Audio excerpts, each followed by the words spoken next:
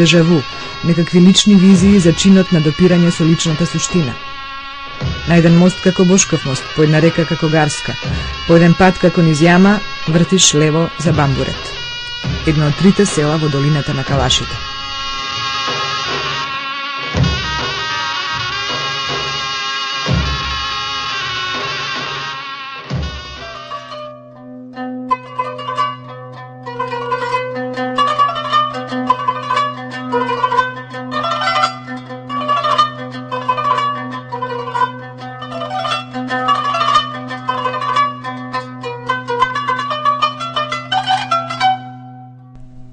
По кои критериуми да ги судиш луѓето кои немаат врска со нашите мерила на вредности? Луѓе кои нигде не брзаат, не се оптеретени со стекнување материјални вредности, туку живеат како што ќе им додели судбината. 21 век, светот врие, завршува еден круг, почнува нов. Цивилизираните луѓе од западните цивилизации вибрираат во ритамот на високотехнолошкиот 21 век под чудната, скриена меѓу редови претпоставка дека повеќе живот зависи од повеќе пари. А пред тебе се луѓе за кои тоа не важи. Те дочекуваат како да те познаваат цел живот. Се случува спонтана интеракција после која чувствуваш дека душата ти ја дала, но истовремено ја имаат и твојата, комплетно и апсолутно.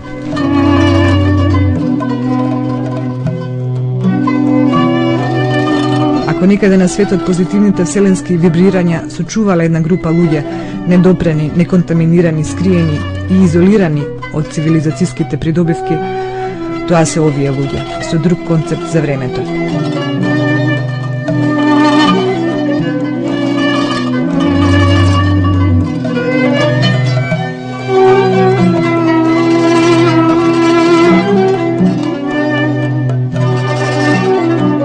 За Калашите не постои научна студија. Ниеден етнолог досега не ги дефинирал и не успеал да објасни како овој народ создал толку специфична култура, фолклор, носи, обичај, религија, јазик, кои немаат никаква врска со ниедна од поновите култури, а особено не со културата во околните региони.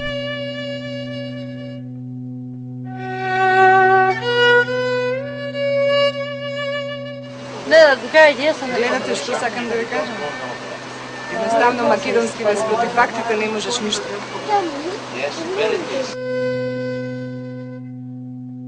Ја прашувам Миркана колку години има. Навистина не знам, ми вели таа.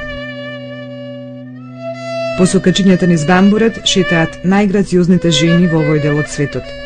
Секој ден се вака накитани, нашминкани, свечено облечени, секоја за себе хималајска царица со својата круна на главата, која ја викаат куп и без која не излегуваат од дома.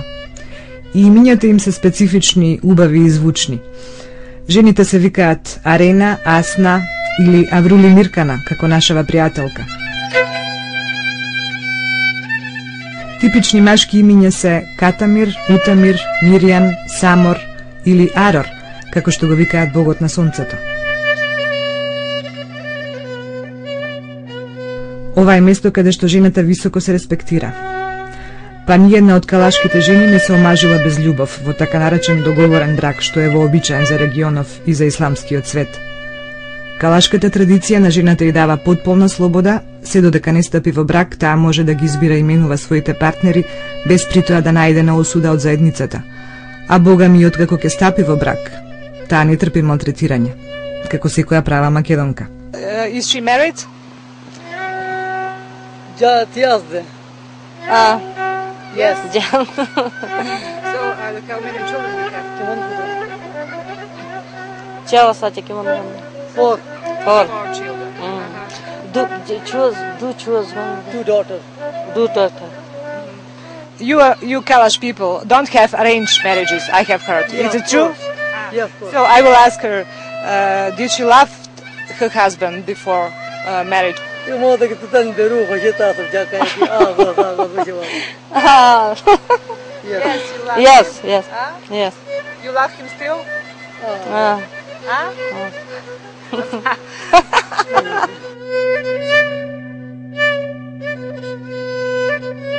Калашите овде ги викаат кафири, што значи неверници.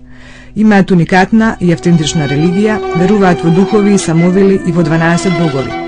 Врвниот бог Имра, па потоа Мони, Гиш, Багист, Аром, Санру, Сатарам и други.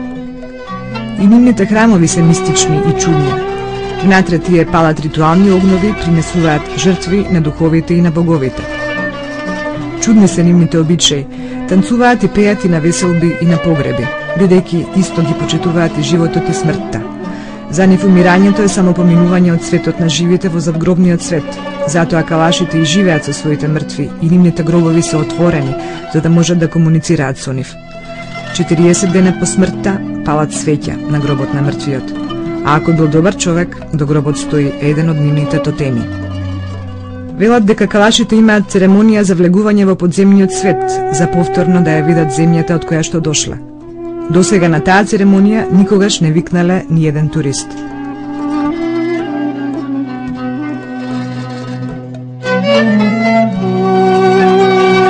Од 40 калашки села. Горе споменатите обичаи можете да ги видите само уште во 3 села – Бамбурет, Бирир и Румбур. Другите се потполно исламизирани. Во Бамбурет на сред село ја забележавме и оваа незавршена градба.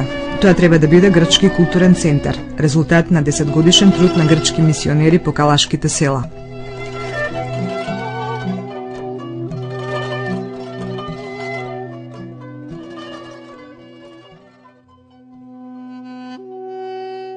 So hello, I'm from Kalash Valley. So hello to Macedonian people. I'm same family from Macedonians.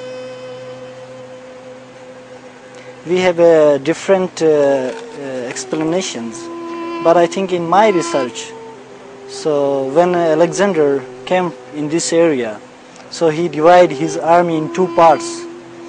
The Alexander the Great, he came by Khyber Pass, not by this valley. So he's one of the journal. He took the army, the second part of army, and he came from this way, Lawari Pass. So here is the Kalashian people, we call Kalashian people. So they're also from Macedonian. So how they live here? How they start to live here? So that is a very important question. So at that time, so it is a very long way from Macedonia to here. It took 8 years. So some people are sick, some people have a injury. So who have an injury, who have a sickness, so in our explanation, they start to live here. They cannot go with Alexander the Great, so they stop the Alexander the Great and they start to live here in this valley. So they are still like that time, you know, their culture, their tradition. It's same like that about 326 BC. So people said they are same like that time, living like that time. But Kalashian and the Hunza people, they are totally different from the part of Pakistan. You know. The language, history, and culture is totally, living life is totally different. So they are not from here, Hunza people and the Kalashian people. They are of course from Macedonia. Actually, just I know, you know, we are from Macedonia, in Hunza. The history, you know, it's become father to son and son to son, son to son, son to son. Nobody write a book or some explanation. So this is the true explanation, I think. And later, you know, in that time here in the Hunza also there is no education. But the people say we are from Macedonia. We are from Macedonia.